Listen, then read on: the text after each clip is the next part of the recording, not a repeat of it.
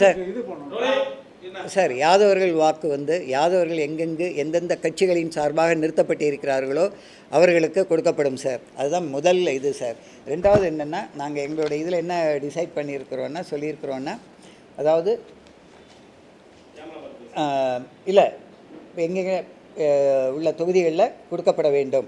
ஆகவே யாதவர்களாகிய நாங்கள் இத்தேர்தலில் திமுக மற்றும் காங்கிரஸை, அதாவது என்னென்னா பிராக்கெட்டில் திருப்பத்தூர் அண்ட் முதுகலத்தூர் நீங்களாக, ஏனென்றால் ஏற்கனவே அமைச்சர் கொடுத்துருக்காங்க, அந்த கட்சியில் இருக்கிறாங்க, நீங்களாக தவிர்க்க வேண்டும். யாதவர்களே ஒன்றுபடுவீர், ஒன்றுபட்டால் உண்டு வாழ்வீர்.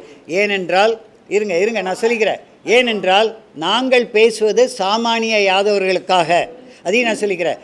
இதுவரை பயனடைந்த யாதவர்கள், அதாவது என்னென்னா ஏதாவது ஒரு கட்சியை சார்ந்து பயனடைஞ்சிக்கிட்டு அவங்கக்கிட்ட பண்ணிகிட்டு இருந்ததுனால இந்த சமுதாயம் கீழ் நோக்கி வந்திருக்கதால் நாங்கள் போராடுவது சாமானிய யாதவர்களுக்காக. இன்னும் நாங்கள் எங்களுக்குள்ளேயே கூட ஃபேஸ் பண்ணுறோம். இது எல்லா சமுதாயத்திலும் இருக்குது.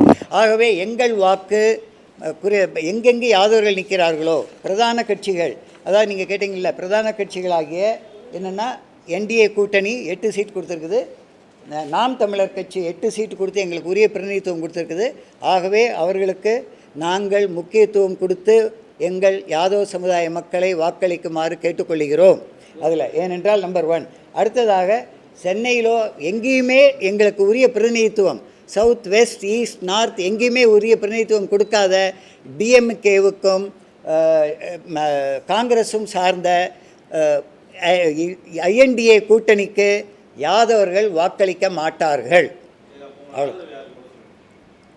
ஆதரவு இதுதான். அதாவது ஸ்பெசிஃபிக்காக ஒரு டீம்னு சொல்ல முடியாது சார்.